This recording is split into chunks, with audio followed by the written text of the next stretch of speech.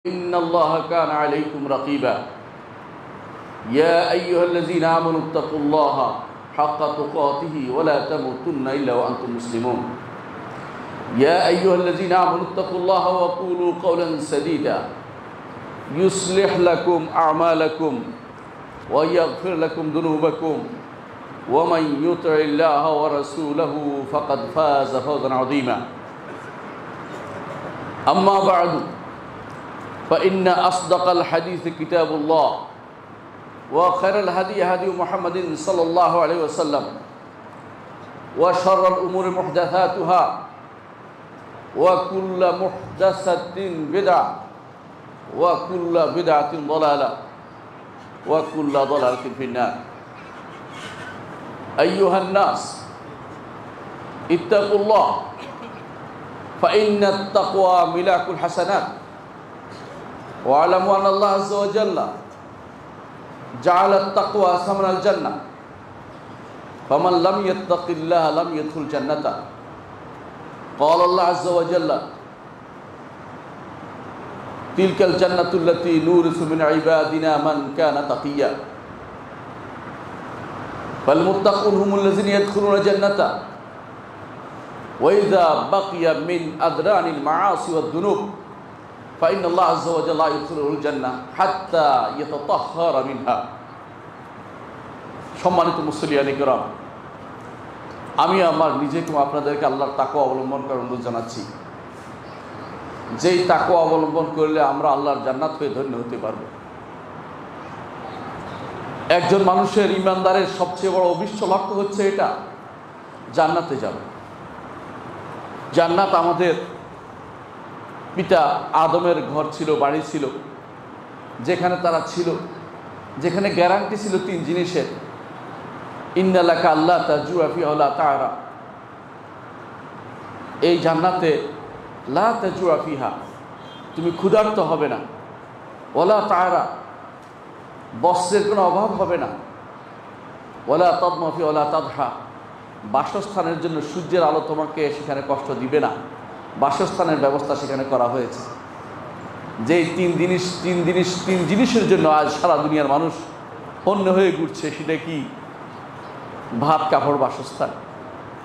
দুনিয়ার মানুষ বলে বেড়াচ্ছে এর সমাধান দিতে পারবে এইভাবে ওইভাবে। এই সমাধান দুনিয়াতে কোনোদিনই হবে না। এর সমাধান জান্নাতে গেলেই হবে। লাকুম ফিহা, সেখানে তোমাদের জন্য থাকবে মা তাশতাহি আনফুসুকুম, মন যা চাইবে তা সেখানে তোমাদের জন্য থাকবে।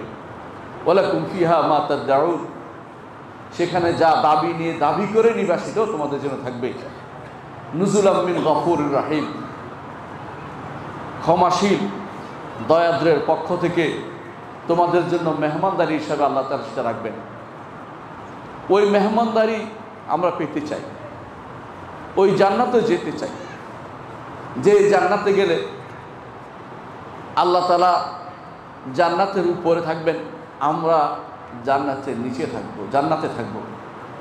কারণ সর্বোচ্চ জান্নাত হচ্ছে ফেরদাউস, ফেরদাউসের উপরে হচ্ছে আরশুর রহমান। রহমানের আরশু কোথায়? ফেরদাউসের উপরে। আর সেখান থেকে তিনি একদিন বলবেন, হে আমার বান্দারা, আমি কি তোমাদেরকে বাড়িয়ে দিব না? আমাদের তখন মনে হবে যদি জান্নাতে যেতে পারি আল্লাহ আমাদেরকে আর কি বাড়িয়ে দিবেন।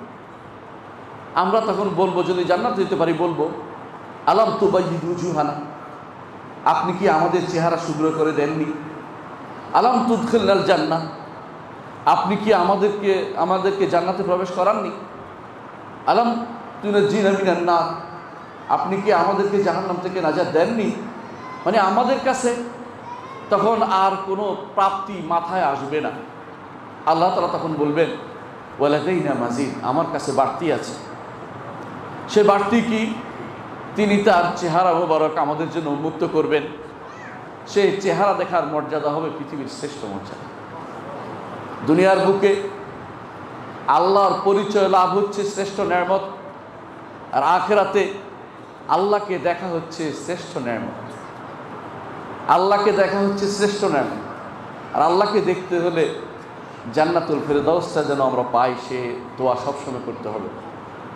রাসূলুল্লাহ সাল্লাল্লাহু আলাইহি ওয়াসাল্লামের জন্য দোয়া করতে বলেছেন আমাদেরকে, যখন তোমরা আল্লাহর কাছে চাইবে তখন তোমরা ফেরদাউস চাইবে, কারণ ফাইন্নাহু আ'লাল জান্নাহ, জান্নাতের সর্বোচ্চ জায়গা, ওয়া আওসাতুল জান্নাহ, মধ্যম জায়গা, এবং ফাওকাহু আরশুর রহমান, এর উপরে রহমানের আরশ, ওয়া মিনহু তাফজুরু আনহারুল জান্নাহ, আর আরশের নিচ থেকে জান্নাতের নহরসমূহ প্রবাহিত, অথবা জান্নাতের নহরসমূহ ফেরদাউস থেকে প্রবাহিত।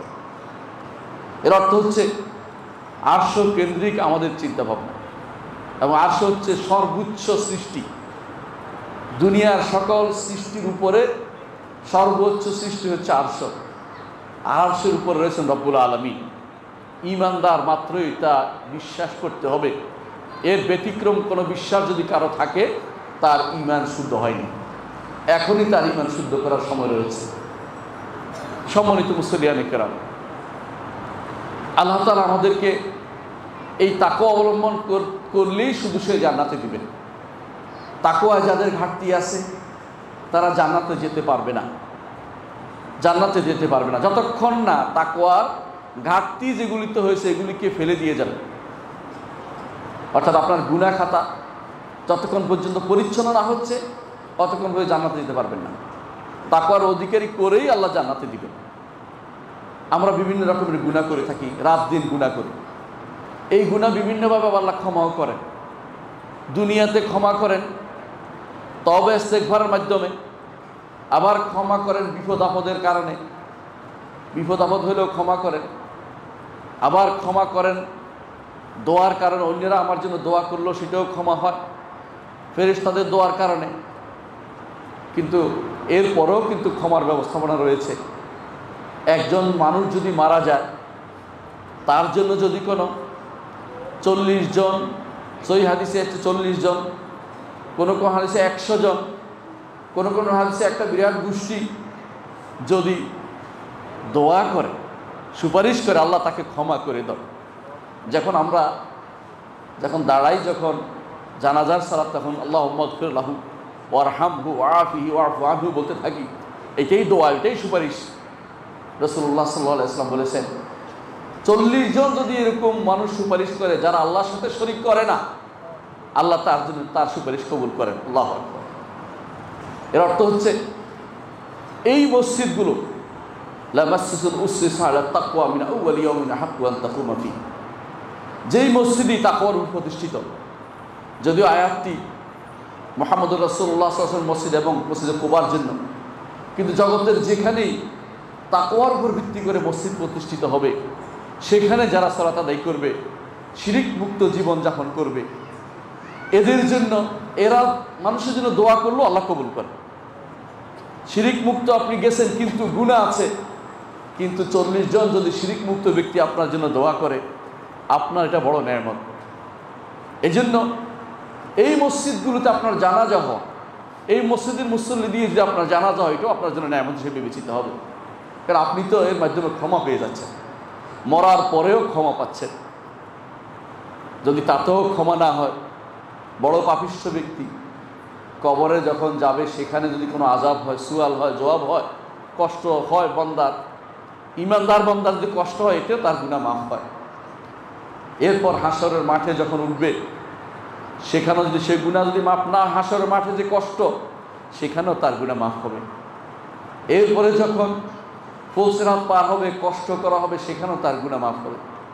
এরপরে যখন একজন মানুষ যদি কোনো কারণে পড়ে যায়, নিচে পড়ে গেল ফুলসিরাত পার হতে গিয়ে, সেখানেও যদি কোনো সে কষ্ট পায়, সেখানেও তার গুনাহ ক্ষমা হবে। কিন্তু সেটা কাফের হবে না, ফাসিকের হবে না, মুনাফিকের হবে না। যেই ব্যক্তি এমন শিরিক করেছে, এমন গুনাহ করেছে, এমন কুফরি করেছে, নিফাক করেছে, যেটা তওবা না করে দুনিয়া থেকে চলে গেছে, তার কোনো কিছু ক্ষমা হবে না। ঈমানদারের জন্য সৌভাগ্য আর সৌভাগ্য। মুহাম্মদুর রাসূলুল্লাহ সাল্লাল্লাহু আলাইহি ওয়াসাল্লাম বলেছেন, আজাবান লিআমরিল মুমিন দাহরুহু কুল্লুহু খায়র। ঈমানদারের কাজগুলি শুধু আশ্চর্যজনক আমার কাছে লাগে, তার জীবনে সবই ভালো। ইন আসাবাতহু সাররা শাকারা ফাকান লাহু খায়রান, সে যদি ভালো কিছু পায় শুকরিয়া আদায় করে, এটা তার জন্য কল্যাণকর হলো। ওয়াইন আসাবাতহু দাররা ফাসাবারা ফাকানা লাহু খায়রান, কষ্ট পেল, সবর করেছে, এতেও তার জন্য কল্যাণকর হলো। ঈমানদারের ক্ষতিকর কোনো দিকই নাই, সবই ভালো। কিন্তু যে ব্যক্তি কুফরি নিয়ে যাবে, শিরিক নিয়ে যাবে, নিফাক নিয়ে যাবে, তার কোথাও কোনো ক্ষমা নেই। যদি জাহান্নামের পড়েই যান কোনো কারণে, আপনারা জানেন যে পুলসিরাত পার হয়ে জান্নাতে যেতে হবে। আর পুলসিরাতটা হচ্ছে জাহান্নামের উপরে লম্বা করে দেয়া আছে, বিস্তৃত করে দেয়া আছে, এর উপর দিয়ে পার হয়ে যেতে হবে। বিশাল পরীক্ষা। যদি কোনো কারণে কেউ পড়েই গেল, সেখানে থেকে যাবে তা না, সেখানেও তার জন্য নবীজন সুপারিশ করবেন, ফেরেশতা সুপারিশ করবে, নেক আমল সুপারিশ করবে, নেককার বান্দারা সুপারিশ করবে। নেককার বান্দারা বলবে, আমার ভাই আমার সাথে সালাত আদায় করতো, আমার ভাই আমার সাথে দ্বীনের কাজে থাকতো, আমার ভাইকে খুঁজে পাচ্ছি না। রব্বুল আলামিনের কাছে ফরিয়াদ করবে, রব্বুল আলামিন বলবে যে খুঁজে দেখো, যদি পাওয়ার পরে তাকে বেরানোর অনুমতি দিয়ে বের করে দিবে। বিশাল সুযোগ দুনিয়াতে। ভালো মানুষের সাথে থাকলেও আপনার ভালো মানুষের থাকলেও অন্তত আপনি হারিয়ে যাবেন না। সেদিন আপনাকে তিনি খুঁজে বের করবেন, সেদিন আপনাকে তিনি খুঁজে বের করবেন, আপনার জন্য নেয়ামত সেটা। এইটা তো কাজ যদি না হয়, কেউ আপনাকে খুঁজতে আসো না। আল্লাহ তো জানেন আপনি ঈমানদার ছিলেন কিন্তু গুনাহ করেছেন, আল্লাহ তাআলা কিন্তু আপনাকে বের করে আনবেন। হাদিসে আছে মুহাম্মদ রাসূলুল্লাহ সাল্লাল্লাহু আলাইহি ওয়াসাল্লাম বলেছেন, আল্লাহ তাআলা তখন সেখান থেকে তার 3 কোষ বের করে নিয়ে আসবেন, তার 2 হাতের কোষ দিয়ে বের করে যাদেরকে নিয়ে আসবেন, এমন লোক যারা কোনোদিন ভালো ঈমান ছাড়া ভালো কোনো কাজ কিছু করে নাই, শুধুমাত্র তাদের ঈমান ছিল, তারপরেও তারা জান্নাতে যাবে, জাহান্নামে থাকবে না। কারণ আল্লাহ তাআলা বলেছেন, আফানাজআলুল মুসলিমিনা কাল মুজরিমিন মা লাকুম কাইফা তাহকুমুন, ঈমানদার এবং কাফেরদের কি সমান করবো? তোমাদের কি হলো? তোমরা কি কখনো বিচার ফয়সালা সুন্দরভাবে করবে না, ইনসাফ করবে না? তোমরা বুঝতে পারো কখনো আল্লাহ তাআলা ঈমানদার এবং কাফেরদের একরকম করবেন না। ঈমানদারের মর্যাদাই আলাদা। ঈমানদার কোথায় পাওয়া যায়? ঈমানদার পাওয়া যায় কোথায়? আল্লাহ তাআলা তার কোরআনে বলে দিয়েছেন। আল্লাহ তাআলা বলছেন, ইন্নামা ইয়া'মুরু মাসাজিদাল্লাহি মান আমানা বিল্লাহি ওয়াল ইয়াউমিল আখির ওয়া আকামাস সালাতা ওয়া আতাজ যাকাতা ওয়া লাম ইয়াখশা ইল্লাল্লাহ ফাআসা উলাইকা আন ইয়াকুনু মিনাল মুহতাদিন। মসজিদ আবাদ যারা করে, কারা করে? যারা আল্লাহর উপর ঈমান এনেছে। ঈমানদার তাহলে মসজিদ আবাদ করে। ঈমানদার আখিরাতের উপর ঈমান রাখে। আখিরাতের উপর ঈমান বুঝেন তো? আমরা আখিরাতের উপর ঈমান হচ্ছে চান্সের ঈমান। মরে গেলাম যদি পেয়ে যাই, ভালো পেয়ে গেলাম, এই নয়, এটা চান্সের ঈমান, এটা ঈমান নয়। ঈমানদার হতে এরকম যে কোনো সময় চোখের সামনে আখিরাতের হিসাব দিটা তার চোখের সামনে থাকবে। আজকে আমি এখানে দাঁড়িয়েছি, এই দাঁড়ানোটা আল্লাহর জন্য কিনা নিজেকে প্রশ্ন করি। আজকে আপনি আসছেন এখানে আল্লাহর জন্য আসছেন কিনা? আপনার কর্মকাণ্ড আল্লাহর জন্য হচ্ছে কিনা? আপনার যাবতীয় জীবনের প্রতিটি লক্ষ্য আল্লাহমুখী হচ্ছে কিনা? আপনার সন্তানকে দ্বীনি শিক্ষা দিচ্ছেন আল্লাহর জন্য দিচ্ছেন কিনা? আপনার সন্তানকে বড় করে তুলছেন আল্লাহর জন্য করছেন কিনা? আখিরাতের জন্য করছেন কিনা? এটাই হবে আপনার পরীক্ষা। আপনি কি ঈমানদার, আল্লাহর উপর ঈমানদার এবং আখিরাতের ঈমানদার কিনা প্রমাণিত হোক। কোরআনে কারিমের সেবারের জায়গা আল্লাহ তাআলা বারবার বলেছে আল্লাহর উপর ঈমান এবং আখিরাতের উপর ঈমান। কেন দুইটা বলেছেন? কারণ এই জগৎ এবং ওই জগৎ মিলে দুইটা জিনিসই আমার দরকার। এই দুইটা জিনিসের একটু যদি কমতি হয়ে যায়, বাকিগুলি এমনি বদ পড়ে যাবে। যে আখিরাতের উপর ঈমান আনে না, মানুষের হক মারতে দ্বিধা করবে না। যে আখিরাতের উপর ঈমান আনে না, মানুষের উপর জুলুম করতে দ্বিধা করবে না। যে আখিরাতের উপর ঈমান আনে না, মানুষকে কষ্ট দিতে দ্বিধা করবে না। কিন্তু যে আখিরাতের উপর ঈমান আনে, সে মনে করে আমাকে প্রতিটি কাজে আল্লাহর কাছে জবাবদিহি করতে হবে, আমি প্রতি মুহূর্ত জবাবদিহির অধিকারী হব। আমি যদি কোনো সেখানে প্রথমেই জবাবদিহি করতে হবে আমাকে, মানুষের রক্ত নিয়ে, মানুষ কিন্তু রক্ত হুলি খেলা খেলে থাকি দুনিয়ার বুকে, সেটা নিয়েও আমার জবাবদিহি করতে হবে। মানুষের সম্পদ যদি কুক্ষিগত করে থাকে, সেটার জন্য জবাবদিহি করতে হবে। মানুষের অধিকার যদি নষ্ট করে দেয়, তার জন্য জবাবদিহি করতে হবে। মানুষের যদি কোনো আল্লাহর হকের প্রশ্ন করা হবে প্রথম সালাতের, সেটার জন্য জবাবদিহি করতে হবে। ঈমানদার যখন এই জন্য ঈমান আনে, সাথে সাথে আখিরাতকে চোখের সামনে রাখে। সাহাবায়ে কেরাম বলেছেন, তাবেঈরা বলেছেন, আমি একদল সাহাবাদের পেয়েছি যাদেরকে যদি বলা হতো আগামী দিন কিয়ামত, তাদের মধ্যে আমলের বাড়তি কিছু তারা করতে পারত না। এর অর্থ হচ্ছে তারা এত বেশি আমল করছে কিয়ামত যদি আগামী দিনে সংঘটিত হয় আর বাড়ানোর কোনো সুযোগ তাদের কাছে নাই। আমরা অনেক সময় মনে করি মৃত্যুর আগে এটা দেব। ওই মৃত্যু যে কখন আসবে আপনাকে তো বলে আসবে না। আপনার মতো কত যুবক চলে গেছে, আমার মতো কত বৃদ্ধ চলে গেছে, বলে নাই, আল্লাহ বলে দেয় নাই তাকে কখন মারা যাবে। এই জন্য প্রতি মুহূর্ত আখিরাতমুখী হওয়া আমাদের দরকার। যদি কেউ আখিরাতমুখীতা চায় তাহলে এই মসজিদগুলো দুনিয়ার বুকে আবাদ করতে হবে।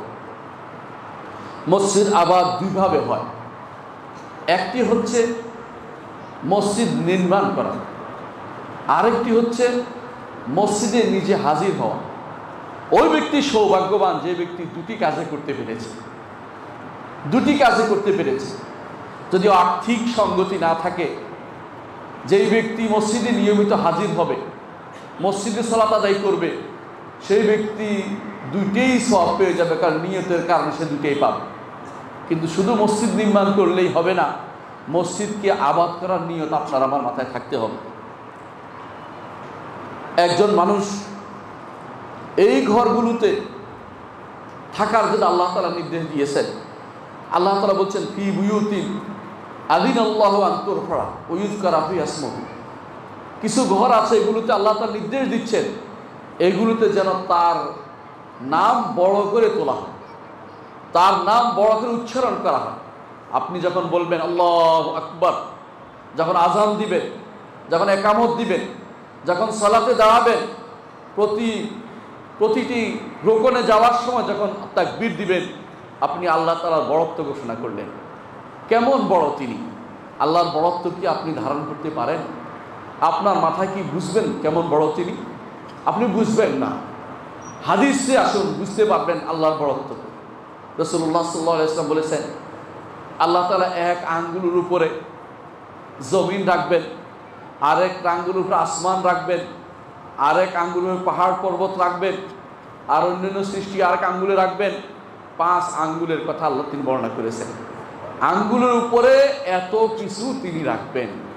মহান রব্বুল আলামিন তারপর সব কিছু গুটিয়ে নিয়ে তখন তিনি বলবেন, আনাল মালিক আইনা মুলুকুদ দুনিয়া, আমি রাজা, দুনিয়ার রাজারা কোথায়? দুনিয়াতে আমি আর যত রাজত্বই করি না কেন, সেখানে সেই মুঠির ভিতরে থাকতে হবে। যদি আল্লাহ তাআলা দয়া করেন তাহলে জান্নাত পাবো, দয়া না করলে জান্নাত কেউ পাবো না। প্রিয় ভাইরা, এই জন্য এই ঘরগুলো আবাদ করতে হবে। আল্লাহ তাআলা এগুলোতে তার নামকে উঁচু করতে, বড় করে তুলতে আমাদেরকে নির্দেশ দিয়েছেন। ওয়া ইউযকারা ফিহা ইসমুহু, এবং এখানে আল্লাহর নাম ঘোষণা করতে বলেছেন। ইসাববিহু, এখানে তাসবিহ পাঠ করতে বলেছেন। কিছু লোকদেরকে সকাল বিকাল তাসবিহ পাঠ করতে আল্লাহ তাআলা আমাদেরকে নির্দেশ দিয়েছেন। এই ঘরে বসে অন্য গল্প নয়, এই ঘরে বসে এই কাজগুলি করতে হবে আমাদেরকে। আল্লাহর জিকির যেটাতে হয়। আল্লাহর জিকির কিসে হয়? আল্লাহর জিকির বলতে আমি লাফিয়ে কুদিয়ে ওঠার কথা বলছি না। আল্লাহর জিকির বলতে কোরআন এবং সুন্নাহর দাসকে বুঝাচ্ছি। আল্লাহর জিকির বলতে কোরআনে কারীমের অর্থ বুঝাকে বলছি। আল্লাহর জিকির বলতে রাসূলের হাদিসকে বলতে বলছি। আল্লাহর জিকির বলতে এগুলোতে যেন আল্লাহর নির্দেশ মোতাবেক সকাল বিকাল কোরআন তেলাওয়াত হয়, এটা উদ্দেশ্য। এখানে সেরকম ব্যবস্থাপনা থাকে এই মসজিদগুলোতে। আল্লাহর বড় নেয়ামত এগুলিকে আমাকে স্মরণ রাখতে হবে। রাসূলুল্লাহ সাল্লাল্লাহু আলাইহি ওয়াসাল্লাম বলেছেন, মাজতামা কওমুন ফি বাইতিন মিন বুয়ুতিল্লাহ, কোনো গোষ্ঠী যদি কোনো আল্লাহর কোনো ঘরে বসে, ইয়াতলুনা কিতাব আল্লাহ, আল্লাহর কিতাব তেলাওয়াত করে, এটা প্রথম কাজ। ওয়া ইয়াতাদারাসুনাহু ফিমা বাইনাহুম, এরপরে প্রথম কাজ শুধু তেলাওয়াত নয়, এরপরে তাদারুস করে। তাদারুস হচ্ছে অর্থ বুঝে আল্লাহ তাআলা কি বলছেন সেটা ধারণ করা, এটার নাম হচ্ছে পাঠ করা। শুধু তেলাওয়াত করা নয়, এটা পাঠ। শুধু তেলাওয়াত করলে অনেক সময় আপনি উচ্চারণ করলেন, সওয়াব পাবেন, কোনো সন্দেহ নাই। 1 হরফে 10 নেকি থেকে শুরু করে অনেক নেকি আপনি পাবেন। কিন্তু কোরআনে কারীম যে জন্য নাজিল হয়েছে তা হচ্ছে বাস্তব জীবনে নিয়ে আসার জন্য। এটাকে তাকের উপর রেখে দেওয়ার জন্য কোরআন নাজিল করা হয়নি। এটার নামই হচ্ছে তাদারুস। ওই তাদারুসুনা ফীমা বাইনাহুম। যদি এটা কেউ করবে কোনো মসজিদে বসে, আল্লাহর ঘরে বসে, লাভটা কি শোনেন? আল্লাহ রাসূল সাল্লাল্লাহু আলাইহি ওয়াসাল্লাম বলেছেন, নাযালাত আলাইহিমুস সাকিনা, তাদের উপর প্রশান্তি নাজিল হবে। প্রশান্তিটা কি আপনি কোনোদিন দেখেছেন? দেখেন নাই। সাহাবী দেখেছে। এক সাহাবী বলছেন, আমি কোরআন তেলাওয়াত করছিলাম, আমার পাশে বাচ্চা শোয়া ছিল, আমার পাশে বাহন ছিল, উট ছিল। আমি তখন কোরআন তেলাওয়াত করছিলাম, এমন সময় দেখলাম যে উটটা লাফাচ্ছে। আমার ভয় হলো যে বাচ্চার গায়ে এসে পড়বে, পা দিয়ে দাবিয়ে রাখবে। আমি ভয় পেয়ে গেলাম। উপর দিকে তাকিয়ে দেখি প্রশান্তি কিছু একটা নাজিল হচ্ছে উপর দিক থেকে। এইটার নাম হচ্ছে প্রশান্তি। আপনি দেখেন নাই, সাহাবায়ে কেরামের কেউ কেউ দেখেছে। এটা তাদের জন্য বিশাল নেয়ামত ছিল, তারা স্পষ্ট দেখেছে। এটা তাদের বিশেষ কারামা, সম্মান ছিল, তারা দেখতে পেয়েছে। নাযালাত আলাইহিমুস সাকিনা ওয়া গাশিয়াতুহুমুর রাহমা, তাদের উপর আল্লাহ তাআলা তাদেরকে তার রহমত দিয়ে ঢেকে দেন। আল্লাহর রহমত দিয়ে তাদেরকে ঢেকে দেন। এই রহমত সৃষ্ট রহমত, কারণ আল্লাহর রহমত তো আল্লাহর কাছে, সেটার প্রভাবের যে রহমত, সেটা দিয়ে আল্লাহ তাআলা ওই বান্দাকে ঢেকে দেন। ওয়া হাফাতুহুমুল মালায়েকা, ফেরেশতা তাদেরকে ঘিরে রাখে। আপনি দেখেন না, আপনার আমার চারপাশে ফেরেশতারা আজ ঘিরে আছে। বিশ্বাস করতে হবে ঈমানদার, যে মসজিদে আমরা আল্লাহর বিধান, আল্লাহর কোরআন নিয়ে আলোচনা করছি, হাদিস নিয়ে আলোচনা করছি, ফেরেশতারা আমাদেরকে ঘিরে আছে। ওয়া যাকারাহুমুল্লাহু ফীমান ইনদা, অতিরিক্ত আরেকটি জিনিস, আল্লাহ তাআলা তার কাছে যারা আছে তাদের কাছে আল্লাহ তাআলা আমাদের কথা স্মরণ করছেন। আল্লাহর কাছে কারা আছে? আল্লাহর কাছে তো ফেরেশতারাই আছে। আল্লাহ তাআলার বিশেষ ফেরেশতা যারা, তারা আল্লাহর কাছে আছেন। আপনারা জানেন যে মুহাম্মদ রাসূলুল্লাহ সাল্লাল্লাহু আলাইহি ওয়াসাল্লাম বলেছেন, আলা তাসিফুনা কামা তাসিফুল মালাইকাতু ইনদা রাব্বিহা, তোমরা কি কাতারবন্দি হবে না? যেভাবে তোমাদের রবের কাছে ফেরেশতারা কাতারবন্দি হয়। ইয়াতিমুনা সাফাল আউয়াল ফাল আউয়াল, প্রথম কাতার প্রথম পূরণ করে, তারপর দ্বিতীয় কাতার পূরণ করে। ওয়া তারাল মালাইকাতা হাফিনা মিন হাওলি আরশি ইউসাব্বিহুনা বিহামদি রাব্বিহিম, আপনি দেখতে পাবেন, আল্লাহ কোরআনে কারীম বলছেন, সর্বশেষ যখন বিচার শেষ হয়ে যাবে, তখন ঈমানদাররা যখন জান্নাতে যাবে আর কাফেররা জাহান্নামে চলে যাবে, তখন কি অবস্থা হবে আল্লাহ তাআলা আমাদের জন্য সূরা জুমারে তুলে ধরেছেন। ওয়া তারাল মালাইকাতা হাফিনা মিন হাওলি আরশি, সেদিন আপনি দেখতে পাবেন মালাইকাদেরকে, ফেরেশতাদেরকে দেখতে পাবেন, হাফিনা মিন হাওলি আরশি, আরশের চারপাশ ঘিরে আছে। আরশের চারপাশ ঘিরে আছে। রব্বুল আলামিনের চারপাশ বলে নাই, কারণ রব্বুল আলামিন আরশের উপরে। বুঝার চেষ্টা করুন, কারণ তিনি ব্যতীত আর কিছু নেই সেখানে, তিনি ব্যতীত সেখানে আর কিছু নেই, তিনিই শুধুমাত্র আছেন আরশের উপরে। তারা আরশের নিচে ঘুরে আছে, ঘিরে আছে। আর কি বলে? হাফিনা মিন হাওলি আরশি ইউসাব্বিহুনা বিহামদি রাব্বিহিম, তাদের রবের হামদ সহ তাসবিহ পাঠ করে। এই জন্য উত্তম জিকিরের মধ্যে হচ্ছে একটা সুবহানাল্লাহি ওয়া বিহামদিহি, কেন ফেরেশতাদের জিকির। সকালবেলা আপনি পড়েন, রাসূলুল্লাহ সাল্লাল্লাহু আলাইহি ওয়াসাল্লাম বলেছেন 100 বার পড়তে, সকালে বিকালে 100 বার পড়তে বলেছেন। এটা সহিহ হাদিস দ্বারা সাব্যস্ত। এটা পড়বেন, কারণ এটা ফেরেশতাদের জিকির। এটা সবচেয়ে সুন্দর জিকির, ছোট্ট জিকির, সুবহানাল্লাহি ওয়া বিহামদিহি। সবচেয়ে ছোট্ট, কঠিন কিছু না, সুবহানাল্লাহি ওয়া বিহামদিহি বলতেই পারেন। আর যদি বলেন যে 100 বার পড়তে পারছি না, সেটার জন্য আমার নবী সুন্দর একটা পদ্ধতি বাতলে দিয়েছেন। তিনি বলে দিয়েছেন, একজন মানুষ যেন বলে সুবহানাল্লাহি ওয়া বিহামদিহি আদাদা খালকিহি রিদা নাফসিহি জিনাতা আরশিহি ওয়া মিদাদা কালিমাতিহি। চিন্তা করে দেখেছেন, একটি কথার ভিতরে কত জিনিস চলে এসেছে। সুবহানাল্লাহি ওয়া বিহামদিহি, আল্লাহর প্রশংসা করছেন, তাসবিহ পাঠ করছেন, তার প্রশংসা সহ তাসবিহ পাঠ করতেছেন। তাসবিহ অর্থ কি জানেন? তাসবিহ অর্থ আমরা মনে করি সুবহানাল্লাহ বলা, এটা কিন্তু কারণ অর্থ তো বুঝতে হবে। তাসবিহ অর্থ হচ্ছে যাবতীয় খারাপ গুণ থেকে তিনি পবিত্র। তাসবিহ অর্থ হচ্ছে কাফেররা তার সম্পর্কে যা রটনা করে তা থেকে তিনি পবিত্র। তিনি সন্তান গ্রহণ করেননি, তার কোনো স্ত্রী নাই, ওয়ালাম তাকুল্লাহু সাহিবা, তার কোনো স্ত্রী নেই। তিনি সন্তান গ্রহণ করেননি, কাফেররা তার জন্য সন্তান সাব্যস্ত করে। আল্লাহ তাআলা কোরআনে কারীমে উন্নত বলেছেন, মাত্তাখাযাল্লাহু মিন ওয়ালাদিন ওয়া মা কানা মাআহু মিন ইলাহিন, আল্লাহ তাআলা কোনো সন্তান গ্রহণ করেন নাই। অন্য আয়াতে আল্লাহ তাআলা বলেছেন, তাকাদু সামাওয়াতু ইয়াতাফাত্তারনা মিনহু ওয়া তানশাক্কুল আরদু ওয়া তাখিরুল জিবালু হাদ্দা আন দাউ লিররহমানি ওয়ালাদা ওয়া মা ইয়ানবাগি লিররহমানি আন ইয়াত্তাখিযা ওয়ালাদা ইন কুল্লু মান ফিস সামাওয়াতি ওয়াল আরদি ইল্লা আতির রহমানি আবদা। সম্মানিত মুসলিয়ান কিরাম, আল্লাহর তাসবিহ পাঠের আরেকটি অর্থ হচ্ছে আমার মনে তার সম্পর্কে যত খারাপ ধারণা আসে তা থেকে তিনি পবিত্র। আমি যত রকমের ছোট মনে করে বসে আছি আল্লাহকে, তা থেকে তিনি পবিত্র।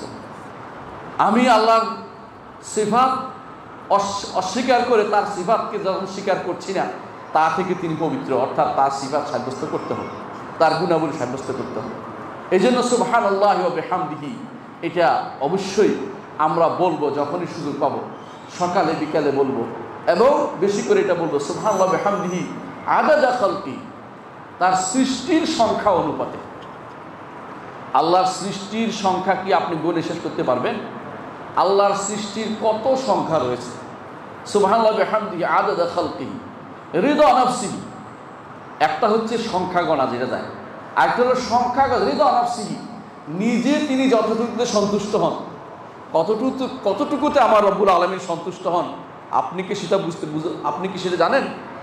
আপনি কেউ জানি না, কিন্তু তিনি তো সন্তুষ্ট মোতাবেক যত আপনি সন্তুষ্ট হন অতগুলি তাসবিহ আমি আপনার জন্য দিচ্ছি, অতগুলি হামদ আল্লাহর জন্য আপনি প্রকাশ করতেছি। রিদা নাফসিহি সুবহানাল্লাহি ওয়া বিহামদিহি আদাদা খালকিহি রিদা নাফসিহি জিনাত আরশিহি, সবচেয়ে ভারী হচ্ছে আরশের ওজন। আরশের ওজন হচ্ছে সবচেয়ে ভারী জিনিস।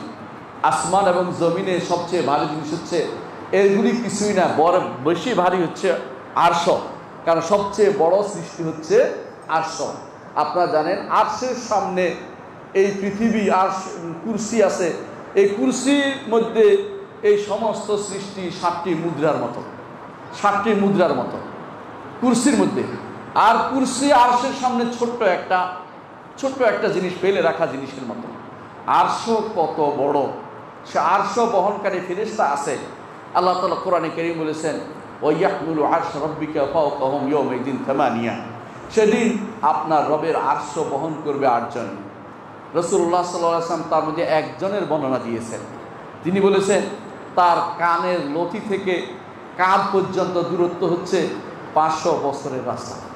এই বিশাল দূরত্ব কত বড় হইতে পারে এরা বহন করে আছে আরশ, কিন্তু এরা যে বহন করতে পারবে তা নয়।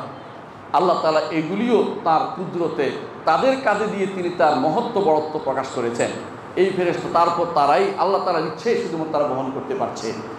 এর মধ্যে অর্থ এই নয় যে আল্লাহ তাআলাকে বহন করছে এটা যেন কেউ বিশ্বাস থাকে, নাউজুবিল্লাহ। এটা হচ্ছে আরশকে বহন করেছে, হামালাতুল আরশ।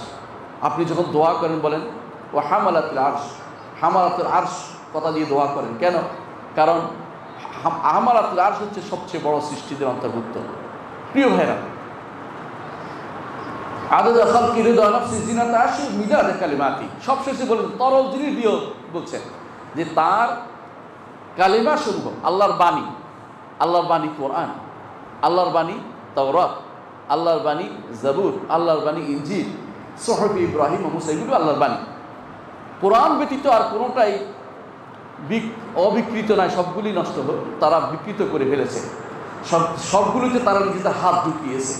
কিন্তু কোরআনে কারীম আল্লাহ তাআলা দায়িত্ব নিয়েছেন, ইন্না নাহনু নাযালনা যিকরা ওয়া ইন্না লাহু লাহাফিজুন, আমরা জিকির নাজিল করেছি, এর হেফাজত দায়িত্ব আমরাই নিয়েছি। আল্লাহ তাআলা তিনি নিয়েছেন বলেই তিনি আমরা বলেন কেন, যিনি বড় তিনি আমরা ঘোষণা করেন।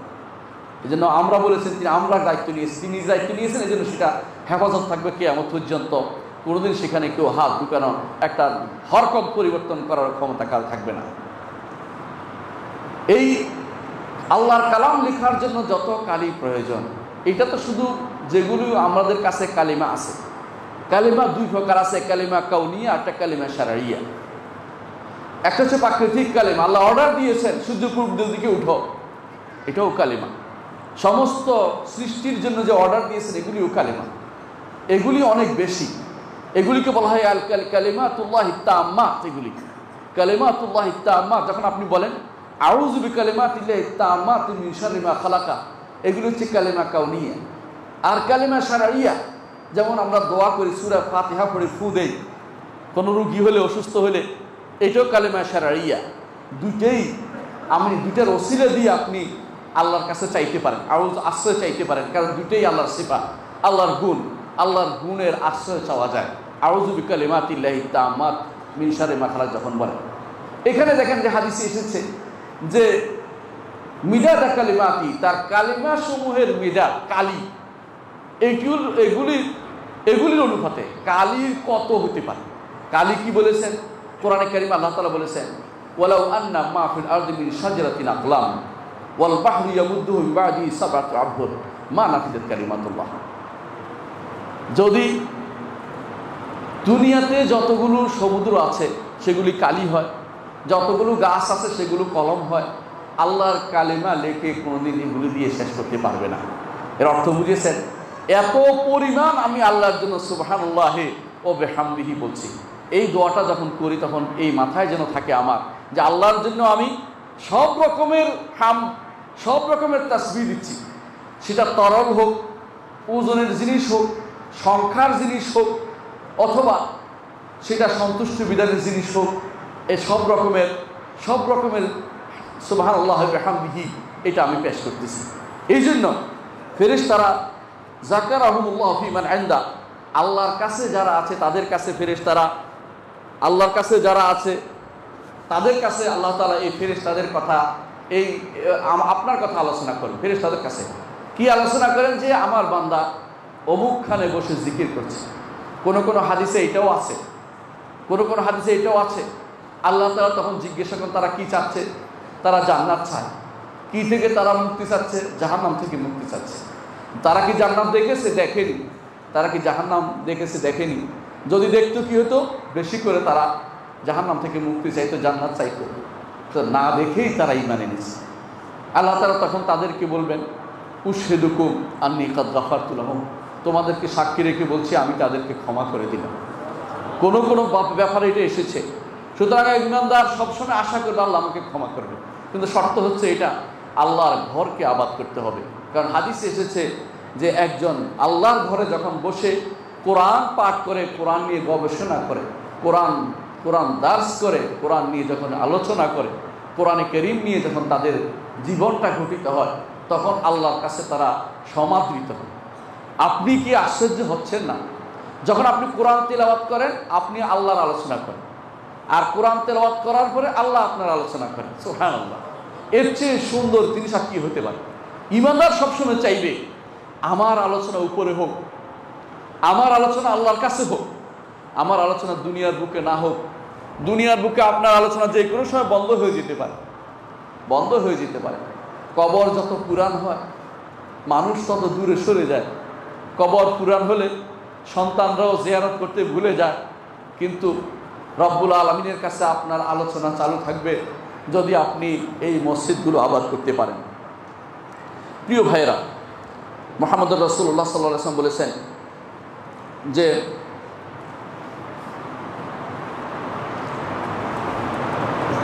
একজন মানুষ যখন মারা যায় ঈমানদার, তখন তার সাথে যে সমস্ত ন্যাক যুক্ত হয়, পরবর্তীতে কিছু জিনিস আছে যেগুলো যুক্ত হয়। আপনারা জানেন তিনটি জিনিসের কথা খুব বিখ্যাত। একটা হচ্ছে সাদাকা জারিয়া। মসজিদ বানালে সাদাকা জারিয়া হয় কিনা? অবশ্যই হয়। দ্বিতীয়টা আসেন ইলমুন ইউনতাফাউ বিহি, এমন ইলম যে ইলম দিয়ে উপকৃত হয়। এই মসজিদে যে ইলমের আলোচনা হবে এটা উপকৃত হবে। বায়োলজি আর ওইটা দিয়ে উপকৃত হবে না, দর্শন দিয়ে উপকৃত হবে না। আপনার ইলম দিয়ে উপকৃত হবে কি? যেই ছাত্রকে আপনি পড়িয়েছেন, এই ছাত্র যতজনকে পড়াবে, ওই যতজনের ছাত্র যতজনকে পড়াবে, সবারটাই কিন্তু আপনার আমলনামা যুক্ত হয়ে যাবে। সুতরাং এইটা তো আপনার চক্রবৃদ্ধি হারে আপনার আমলনামা যুক্ত হচ্ছে। এইটা যদি এই মসজিদে হয়, মসজিদ যে নির্মাণ করছে তার জন্য কিন্তু এটা সৌভাগ্যের বিষয় হয়। আর 3 নম্বর হচ্ছে ওয়ালাদুন সালিহুন ইয়াদউ লাহু, নেক সন্তান তার জন্য দোয়া করে। নেক সন্তান তো মসজিদে তৈরি হয়, নেক সন্তান বাজারে হয় না। নেক সন্তান মসজিদে হয়, মাদ্রাসায় হয়, যেখানে আল্লাহর দ্বীনের শিক্ষা হয়, যেখানে কোরআন এবং হাদিসের শিক্ষা হয়, সেখানে নেক সন্তান হবে। অন্য কোথাও নেক সন্তান আশা করা বৃথা। আপনি মান্দার কাছে কাঁঠাল আশা করতে পারেন না।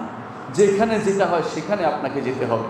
প্রিয় ভাইরা, অন্য এক হাদিসে রাসূলুল্লাহ সাল্লাল্লাহু আলাইহি ওয়াসাল্লাম বলেছেন মৃত্যুর পরে ইমানদারের কাছে যা পৌঁছে তা হচ্ছে ইলমান, এমন ইলম যে সে শিক্ষা গ্রহণ করেছে এবং প্রচার করেছে। এই মসজিদগুলো ইলমের জন্য, এই মাদ্রাসাগুলো ইলমের জন্য। ওয়ালাদান সালিহান তারাকাহু, নেক সন্তান ছেড়ে গেছে, এটাও মৃত্যুর পরে আপনার জন্য পাথেয়। আপনি যদি মসজিদে দুইভাবে পাবেন, যদি তার নিয়ে যান, তাকে মসজিদে নিয়ে ভর্তি করিয়েছেন, মসজিদে নামাজে সালাতে নিয়ে আসছেন, দুইভাবে এইভাবে পাবেন। আবার যদি তাকে নিজে শিক্ষা দিয়ে থাকেন, তাহলেও আপনি নেক সন্তান হিসেবে আপনি অনেক কিছুই পাবেন। অর্থাৎ মৃত্যুর পর সে যাই করবে নেকের কাজ, সবই আপনার আমলনামায় যুক্ত হয়ে যাবে। আও মুসহাফান ওয়ারাসাহু, অথবা যে এমন মুসহাফ, মুসহাফ বলা হয় কোরআনে কারীম যাতে লেখা হয়েছে এটাকে মুসহাফ বলে। কোরআনে কারীম যখন অলিখিত থাকে এটা হচ্ছে কোরআন, যখন লিখিত হয়ে যায় ওই জিনিসটার নাম হচ্ছে মুসহাফ। আমাদের দেশে দুটোই বুঝে না অনেক, কিন্তু ভাগ করে বুঝিয়ে দিলাম। এই মুসহাফ যদি কেউ রাখে, মানুষ উপকৃত হয়। অনেক সময় মুসহাফ কিনে দেন আপনি মসজিদের জন্য, মুসহাফ কিনে দেন, কোরআন মুসহাফ কিনে দেন আপনি কিসের জন্য, মুসহাফ কিনে দেন আপনি এতিম হেফজখানার জন্য, এগুলি সবই এর অন্তর্ভুক্ত। আও মসজিদান বানা, এবং যদি একটা মসজিদ কেউ বানায়, মসজিদ যদি কেউ বানায় শব্দ আসছে হাদিসে, বানাহু, মসজিদ যদি কেউ বানায়, তাহলে এইটাও তার জন্য আখিরাতের সম্বল হিসেবে থাকবে। তার মৃত্যুর পরে সেটা তার সাথে যোগ হয়ে যাবে। যত মানুষ সালাত আদায় করবে, যত ইবাদতের কথা হবে, যত দ্বীনের আলোচনা হবে, সবগুলি তার সাথে যুক্ত হয়ে যাবে। আও বাইতান লিবনি সাবিল বানাহু, অথবা যদি মুসাফিরের জন্য কোনো ঘর বানিয়ে থাকে। মুসাফিরের জন্য ঘর কেন দরকার? আগেকার দিনে এগুলো থাকতো সরাইখানা বলা হতো, ইন বলা হতো, বা ইন যেটাকে বলা হয়, সরাইখানা থাকতো, যেগুলো মানুষ রাত্রি যাপন করতে পারত। এখন তো সেটা নাই, মানুষ পয়সা বেঁচে কেউ থাকার সুযোগ নেই। অনেক মানুষ তারা দরকার হয় থাকার জায়গা পায় না, এগুলি অনেক সময় তাদের কাজে লাগে। এগুলোকেও যেহেতু সদাকা জারিয়া হিসেবে রাসূলুল্লাহ সাল্লাল্লাহু আলাইহি ওয়াসাল্লাম বলেছেন, সেটা তার অবশ্যই তার পরবর্তীতে মৃত্যুর পর তার সাথে যুক্ত হবে। আও সাদাকাতুন জারিয়া, অথবা সাদাকা জারিয়া যেটা করবে সেটাও। এইটা সবগুলি ইমাম ইবনে মাজাহ তার হাদিসটি বর্ণনা করেছেন, এবং তিনি বলেছেন যে এইটা তার, এই হাদিস যেটা আসছে সেটা হচ্ছে যে এইটা তার আমল নামায় যুক্ত হয়ে যাবে। অন্য হাদিসে রাসূলুল্লাহ সাল্লাল্লাহু আলাইহি ওয়াসাল্লাম বলেছেন, মান বানা লিল্লাহি মসজিদান ওয়ালাউ কামাফহাসি কাতাতিন আও আসগার বানাল্লাহু লাহু বাইতান ফিল জান্নাহ। ইমাম ইবনে মাজাহ হাদিসটি বর্ণনা করেছেন, কেউ যে একটা মসজিদ বানায়, যদিও সেটা একটা পাখির ডিম পাড়ার জায়গার মতো হয়, পাখির ডিম পাড়তে কদ্দূর জায়গা লাগে, নামাজ পড়ার জায়গার চেয়ে অনেক ছোট, তারপরও সে মসজিদ বানিয়েছে, অর্থাৎ মসজিদে এতটুকু মসজিদ বানানোর শরীক হয়েছে, এটাই বলা উদ্দেশ্য। আও আসগার, অথবা এর চেয়ে ছোট, আল্লাহ তাআলা তার জন্য জান্নাতে একটি ঘর বানাবেন। এর অর্থ হচ্ছে এটা কিন্তু তার জন্য ঈমান নিয়ে মরার একটা গ্যারান্টিও বটে। অর্থাৎ সে, আপনি যদি ভালো কাজে লেগে থাকেন, ঈমান নিয়ে মৃত্যুটা কিন্তু খুবই দরকার। একজন মানুষ জানে না, দুইটা জিনিস মানুষ ভয় করে। আপনারা জানেন যে আল্লাহ তাআলা যখন মানুষ সৃষ্টি করেছেন, তখন এক হাতে নিয়ে বলেছেন, তিনি তার দুই হাত এক হাতে নিয়ে তিনি বলেছেন এগুলি জান্নাতের জন্য সৃষ্টি করেছি, ওয়ালা উবালি, আমি কোনো পরোয়া করি না। আবার আরেক হাতে নিয়ে বলেছেন এগুলি জাহান্নামের জন্য সৃষ্টি করেছি, ওয়ালা উবালি, এগুলি কোনো পরোয়া করি না। মনে রাখবেন, আল্লাহ নৈকট্যপ্রাপ্ত বান্দারা এই ভয়টা করতেন যে আমি কোন হাতে আছি, আমি আল্লাহর কোন হাতে আছি আমি জানি না। আমি তো দুনিয়ার বুকে অনেক কাজই করে যাচ্ছি, কিন্তু আমি শেষ পর্যন্ত এটা থাকতে পারবো কিনা। শেষ পর্যন্ত থাকাটা হচ্ছে জরুরি। ইন্নামাল আমালু বিল খাওয়াতিম, প্রতিটি আমলের শেষ হচ্ছে বড় কিছু। শেষ পর্যন্ত আপনাকে এর উপর থাকতে পারবেন কিনা সেটা দেখার বিষয়। আর দ্বিতীয় ভয়, ঈমানদাররা ভয় করে জান্নাতে যাবে না জাহান্নামে যাবে, আর নৈকট্যপ্রাপ্তরা ভয় করে আগের কিতাবে কি লেখা হয়েছে, আমি কি আল্লাহর এই মুষ্টিতে না ওই মুষ্টিতে আসছিলাম, এই ভয়ে সবাই ভয়ে কম্পমান থাকে। কারণ একজন মানুষ সামনের দিকে তাকায়, আরেকজন সামনে পিছনে উপরের দিকে তাকায়। নেককাররা এই ভয়টা সবসময় করে থাকে, ঈমানদার যারা তারা এই ভয়ে থাকে। এই জন্য আপনি যদি কোনো একটা ঘরে যেতে চান, আল্লাহর একটা ঘরে বানাতে চান, ঘরে মানে শরীক হতে চান, জান্নাতে আপনার জন্য ঘর থাকবে, এর অর্থ হচ্ছে আপনার জন্য জান্নাতের একটা ওয়াদা কিন্তু করা হচ্ছে। আল্লাহু আকবার। অন্য হাদিসে রাসূলুল্লাহ সাল্লাল্লাহু আলাইহি ওয়াসাল্লাম বলেছেন, মান বানা লিল্লাহি মাসজিদান ইয়াবতাগি বিহি ওয়াজহাল্লাহ, যে কেউ আল্লাহর জন্য মসজিদ বানাবে, এর দ্বারা উদ্দেশ্য একমাত্র আল্লাহকে সন্তুষ্ট করা। প্রিয় ভাইরা, আল্লাহকে সন্তুষ্ট করার অর্থ হচ্ছে ইখলাস। ইখলাসটা আমাদের জন্য খুবই আজিজ জিনিস, কম জিনিস। কারণ ইখলাস এমন এক জিনিস যেটাতে আমার নিজের কিছু থাকে না। বুঝলেন কিনা জিনিসটা? মানে নিজের কিছু বলতে কিছু নাই। অর্থাৎ যদি কোনো কেউ হজ করে বলে আল্লাহ দেখানোর জন্য লেখে, নিজের জন্য হচ্ছে। যদি কেউ নামটা লেখানোর জন্য হয় তাহলে নিজের জন্য হচ্ছে। যদি কেউ হজ জেহাদ করে এসে বলে আমি মুজাহিদ মানুষ, আমার নাম প্রচার করে নিজের জন্য হচ্ছে। কিন্তু যেই ব্যক্তি কোথায় আছে কাউকে বলে না, হজের সংখ্যা গণনা করে না, তোয়াফের সংখ্যা বলে না, সালাত কত রাকাত পড়ছে রাতের কাউকে বলবে না, কিয়ামত হলো কাউকে বলবে না, স্ত্রীও জানতে পারে না। 30 বছর একজন ইবাদত করতো, তার স্ত্রী জানতে পারেনি। তার স্ত্রী মনে করতো তিনি বুঝে লেখাপড়া বসে গেছেন, কিন্তু তিনি আল্লাহর ইবাদত করেছেন। অনেক তাবিনদের মধ্যে এরকম ছিল যাদের আল্লাহর কথা স্মরণে চোখের পানি এসেছে, তারা হাত দিয়ে বলতেছিল পানি আসলো কেন, পানি আসলো কেন, অথচ আল্লাহর কথা স্মরণ হয়েছে। বুঝতেও দেয়নি মানুষকে যে কেন তারা কাঁদতেছে। আল্লাহ তাআলার কাছে এগুলিই থাকবে। ইখলাস যেটা, এটা থাকবে। ইখলাস হচ্ছে এমন জিনিস যেটাতে নিজের নফসের, নিজের আত্মার, নিজের প্রসিদ্ধির কোনো অংশ সেখানে নাই। সেটা থাকলে বুঝবেন যে আপনার ইখলাস কাজে লাগছে না। এই জন্য আলেমরা বলেন 3টি জিনিস যখন থাকবে আপনি বুঝবেন যে আপনার ইখলাস নেই। 3টি জিনিস হচ্ছে ইখলাসের বিপরীত কাজ। 3টি জিনিস। 1 নম্বর হচ্ছে আপনি বারবার তাকাচ্ছেন কি কাজ না করে ফেলেছি, বিশাল কিছু করে ফেলেছি। আপনার তো দেখা দরকার যে আল্লাহ আমাকে দিয়ে এটা করিয়ে নিয়েছেন। আমার মতো কত সুন্দর মানুষ আছে, আমার মতো কত শক্তিশালী মানুষ আছে, কত পয়সাওয়ালা আছে, সবারই দিয়ে আল্লাহ কাজটা করায় নাই, আমাকে দিয়ে আল্লাহ কাজটা করিয়েছে। আল্লাহর শুকরিয়া আদায় করে পড়ে থাকা দরকার।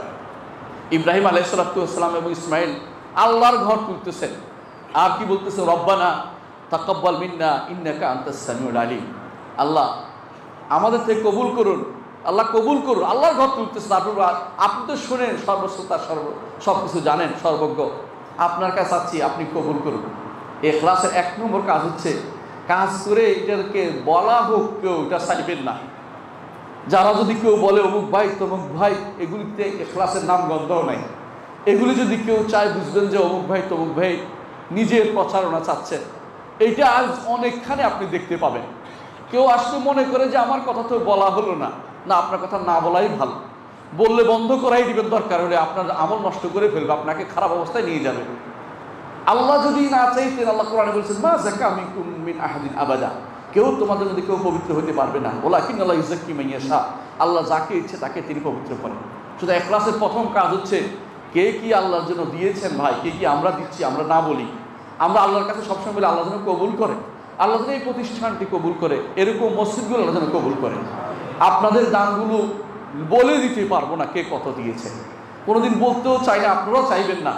মনে করুন আল্লাহর খাতায় আল্লাহর খাতায় লেখা হয়ে গেছে।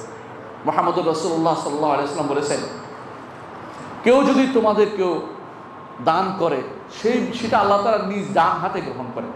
ইমাম তিরমিজি এবং বুখারী হাদিসে বর্ণনা করেছেন। তারপর আল্লাহ তাআলা সেটাকে বড় করে তোলেন। কিরকম? পাহাড়ের মতো বড় করে তোলেন। যেভাবে তোমাদের কেউ একটা উপত্যকার মধ্যে একটা ছাগল পালতে পালতে বাচ্চা কাচ্চা হতে হতে উপত্যকা পূর্ণ হয়ে যায়, আল্লাহ তাআলা তেমনিভাবে এই ছোট্ট জিনিসটাকে বড় করে পাহাড়ের মতো করে দেন। সেদিন আপনার আমার দরকার হবে যেদিন একটু ন্যাকে কম পড়ছে, তখন আপনি আমি দৌড়ে থাকবো, বাবা তোরে না এই করেছিলাম, বিশাল সম্পদ দিয়েছিলাম তোমাকে আমি এই বাড়ি দিয়েছিলাম, তোমাকে গাড়ি কিনে দিয়েছিলাম, তোমাকে এই করে সেই করেছিলাম, কিন্তু সবাই পালাবে। ইয়াউমা ইয়াফিরুল মারউ মিন আখি ওয়া উম্মিহি ওয়া আবিহি ওয়া সাহিবাতিহি ওয়া বানিহি লিকুল্লি ইমরিইন মিনহুম ইয়াউমাইযিন শা'নুন ইউগনি। সেদিন সবাই পালাবে, সেদিন আপনার এটা কাজে লাগবে। এই পাহাড়টা আপনার আমলনামায় যুক্ত হলে কেমন হবে? সুতরাং আপনি সেটা প্রচার করার দরকার মনে করবেন না, এটাকে বারবার তাকাবেন না এটার দিকে, যেটা দিয়েছেন গোপন রাখবেন। এই জন্য মুহাম্মদুর রাসূলুল্লাহ সাল্লাল্লাহু আলাইহি ওয়াসাল্লাম বলেছেন, কি বলেছেন? ওই ব্যক্তি আরশের নিচে ছায়া পাবে যে ব্যক্তি ডান হাতে কি দিল বাম হাত জানতে পারলো না। বাম হাত তো অবশ্যই জেনেছে, মানুষের অনুভূতি তো আছে। এর অর্থ হচ্ছে কোনোভাবেই সে কাউকে জানতে দিতে চায় না, সে বলতে চায় না। আমি এমন অনেক ভাইকে পেয়েছি, যখন আমি প্রতিষ্ঠান তৈরি করা শুরু করে দিয়েছি আমাকে একবারেই তিনি 10 লক্ষ টাকা দিয়েছেন, কিন্তু আজ পর্যন্ত তার নামও আমি জানি না, তার কোনো নম্বরও তিনি রাখেন নাই, আমাকে কোন ফোনও বলেন না, কি খবর জানতেও চাননি। আপনি কি মনে করেন না কত বড় মুখলেস হইতে পারে একজন মানুষ? এটাই হচ্ছে ইমানদারের পরিচয়। আপনি আপনার কি চান, আল্লাহর কাছে যদি চান বান্দার কাছ থেকে আপনি হাত গুটিয়ে নেন, দয়া করে বান্দার কাছে চাওয়ার চিন্তা করবেন না। চাইলে আপনার আমলটা বরবাদ হয়ে যাচ্ছে, এইটা আপনার আমার বোঝা উচিত, এটা আপনার আমার জানা উচিত। দ্বিতীয় যে কাজটি করতে হবে ইখলাসের জন্য, তা হচ্ছে সওয়াবের জন্য বসে থাকবেন না। আল্লাহ আমি পাইছি, এটা আমাকে দিতে হবে, ওইটা আপনি বলতে পারেন না। কেন বলতে পারেন না? বলতে পারেন না এই জন্য আপনি হচ্ছেন দাস, আমি আল্লাহর দাস। সন্দেহ আছে? সন্দেহ নাই, আমরা সবাই আল্লাহর দাস। আপনি দাস দেখেন নাই কোনোদিন? দাসদের নিয়ম হচ্ছে তাদের কোনো কামাই থাকতে পারে না, তাদের অর্জন সব মনিবের জন্য হয়। আপনি যে কাজগুলি করতে পারি আমার রবের সন্তুষ্টির জন্য করেছি, নিজের কোনো কিছু জমা করার জন্য করতে পারি না। যদি সেটা করে থাকি আমি আল্লাহর দাস হতে পারি না। আল্লাহর দাস হওয়ার চেষ্টা করি। কিছু করলে তিনি যদি কোনো দয়া করে আমাকে দাস হিসাবে বানিয়ে নেন, আমার আপনার জীবনের জন্য এটা বড় সৌভাগ্যের বিষয়। তিনি যদি কোনো মনে করেন যে এই হচ্ছে আমার প্রকৃত দাস, সেই ব্যক্তি হচ্ছে সৌভাগ্যবান ব্যক্তি। সুতরাং দাস কখনো মনিবের কাছে জোর করে কিছু চাইবে না, মনিব খুশি হয়ে তাকে এমন কিছু দিবেন। আল্লাহ তাআলা কোরআনে কারীম বলেছেন, ফালা তা'লামু নাফসুম মা উখফিয়া লাহুম মিন কুররাতি আয়ুন জাযাআন বিমা কানু ইয়া'মালুন। কোনো নফস জানে না তার চক্ষু শীতলকারী তার জন্য কোন জিনিস রেখে দেওয়া হয়েছে।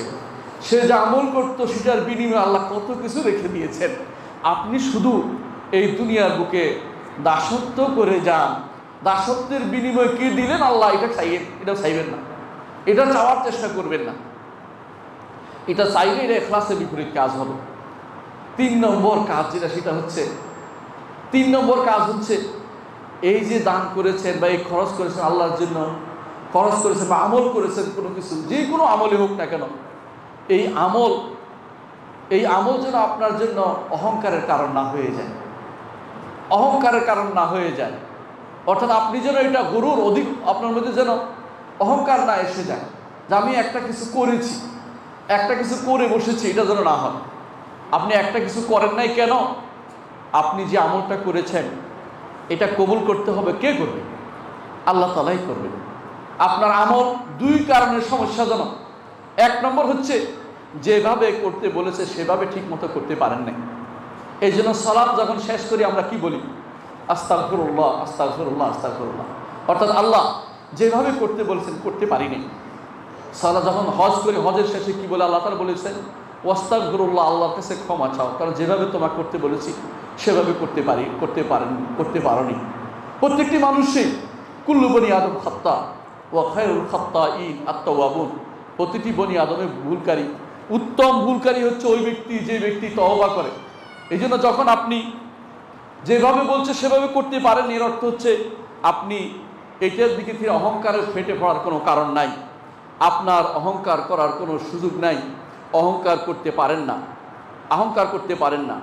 দ্বিতীয় হচ্ছে এই দুষ্টতির বাইরেও আরেকটা জিনিস আছে, সেটা হচ্ছে রব্বুল আলামিন আপনাকে যে নেয়ামত দিয়েছে এই নেয়ামতের শুকরিয়া আপনি আদায় করতে পারেন নাই। আপনাকে যে নেয়ামত দিয়েছে এর বিনিময়ে আপনি যে একটু ইবাদত করছেন, এই ইবাদতটা অনেক কম। আপনাকে তো তার ইবাদতের জন্য সৃষ্টি করা হয়েছে। একজন মানুষ যদি কোনো তার জন্ম থেকে শুরু করে মৃত্যু পর্যন্ত ইবাদত করে, তারপর রব্বুল আলামিনের নেয়ামতের শুকরিয়া আদায় করে শেষ করতে পারবে না। এর মাঝে আমরা অর্ধেক জীবন কাটিয়ে দেই ঘুমের মধ্যে, ছোট অবস্থায় বিশাল সময় কাটিয়ে দেই ইবাদত বাদ দিয়ে। এরপরে যখন বড় হই শয়তানের ধোকায় পড়ে একটা সময় আর ইবাদত করি না। আবার যখন মানুষের সামনে পড়ি তখন ইবাদত করি, অনেক সময় দেখানো চলে আসে অন্তরের মধ্যে কত বিপদ আছে আমার ইবাদতের মধ্যে। তাহলে আমি কি জন্য, কিসের ভিত্তিতে আমি অহংকারে ফেটে পড়ছি, ইবাদত কিছু করে ফেলেছি, এই 3 জিনিস যেন আমার অন্তরে না আসে। ইমাম ইবনে কাইয়িম রাহমাতুল্লাহ তার মাদারিজ সালিকিনে এই 3টি বিপদের কথা উল্লেখ করেছেন। প্রিয় ভাইরা, এই জন্য আল্লাহর ঘর এই মসজিদকে আমাদের আবাদ করতে হবে। এই মসজিদকে নিয়ে আমাদের এই মসজিদ সহ যতগুলো সহি আকীদা ও মানহাজের মসজিদ আছে সবগুলি আমাদের মসজিদ। কুমিল্লা শহরে আরও আছে আলহামদুলিল্লাহ, আপনারা আগে থেকে জানা আছে। এটাও তার সাথে যুক্ত হলো। আমি আশা করি কুমিল্লাতে আরও যুক্ত হলো। যারা বিশুদ্ধ আকীদা ও মানহাজের মানুষ তারা যেন প্রাণ খুলে তাদের ইবাদত করতে পারে, তারা যেন তাদের ইবাদতের পুরো হক আদায় করতে পারে। মসজিদে যেন কারো প্রায়োরিটি, কারো দিন বিরোধী কারো প্রায়োরিটি না থাকে। মসজিদে যেন এমন লোকের বেদাতের প্রায়োরিটি না হয়ে যায়। এই মসজিদগুলো এই জন্য বেশি বেশি আবাদ করা দরকার। এই মসজিদগুলো আমাদের বেশি বেশি দরকার। এগুলিকে যদি আপনি আবাদ করতে পারেন তাহলে আপনি হবেন মুহাম্মদ রাসূলুল্লাহ সাল্লাল্লাহু আলাইহি ওয়াসাল্লামের সত্যিকার অনুসারী। তিনি কি করেছেন? যখন মদিনায় গিয়েছেন প্রথম যে কাজটি করেছেন কোবা মসজিদ বানিয়েছেন, তারপর একটু সামনে এগিয়ে জুমআ মসজিদ বানিয়েছেন, তারপর সামনে এগিয়ে রাসূলুল্লাহ মসজিদ বানিয়েছেন। নিজের ঘরের আগে মসজিদ তৈরি করেছেন, নিজের ঘরের আগে মসজিদ তৈরি করেছেন। তিনি হচ্ছেন মুহাম্মদুর রাসূলুল্লাহ সাল্লাল্লাহু আলাইহি ওয়াসাল্লাম। তিনিই বলেছেন আল্লাহর কাছে সবচেয়ে প্রিয় জায়গা হচ্ছে জগতের বুকে মসজিদগুলো। তিনিই বলেছেন যে এখান থেকে তিনি মুহাম্মদুর রাসূলুল্লাহ সাল্লাল্লাহু আলাইহি ওয়াসাল্লাম এই মসজিদগুলো থেকে মুহাজির আনসাররা সারা দুনিয়ায় দ্বীনের প্রচার প্রসারে বের হয়েছে। এবং এই মসজিদগুলোর বিরুদ্ধে যারা কাজ করবে আল্লাহ তাআলা বলেছেন কোরআনে কারিমে, ওমান আযলাম, তার থেকে বড় জালেম আর কেউ নাই। যে ব্যক্তি মসজিদগুলোকে আবাদে বাধা দেয়, মসজিদগুলোকে মানুষকে নষ্ট করতে চায়, মসজিদগুলোতে যারা আসবে তাদেরকে বাধা দেয়, এদের চেয়ে বড় জালেম আর কেউ না, আল্লাহ কোরআনে কারিম বলে দিয়েছেন। সুতরাং যে জিনিসগুলো আমাদের করে যেতে হবে তা হচ্ছে এই মসজিদ আবাদ আমাদের করতে হবে। লাভ কি? দুনিয়াতেও লাভ আছে। রাসূলুল্লাহ সাল্লাল্লাহু আলাইহি ওয়াসাল্লাম বলেছেন কেউ যদি মসজিদে আসে, মসজিদে আবাদের আরেকটি হচ্ছে পয়সা দিয়ে করতে পারি না, কিন্তু মসজিদ তো আসা যাওয়া করতে পারি। সেটা যদি কেউ আসে, একজন মানুষ সকালে বিকেলে যখনই আসবে আল্লাহ তাআলা জান্নাতে তার জন্য মেহমানদারির ব্যবস্থা করেছেন। রাসূলুল্লাহ হাদিস দিয়ে বলেছেন। আরও বলেছেন প্রত্যেকটি নেককার বান্দার ঘর হচ্ছে মসজিদ, মসজিদকে ঘর বানিয়ে নিয়েছে। রাসূলুল্লাহ সাল্লাল্লাহু আলাইহি ওয়াসাল্লাম আরও বলেছেন যে যেই ব্যক্তি মসজিদকে নিজের ঘর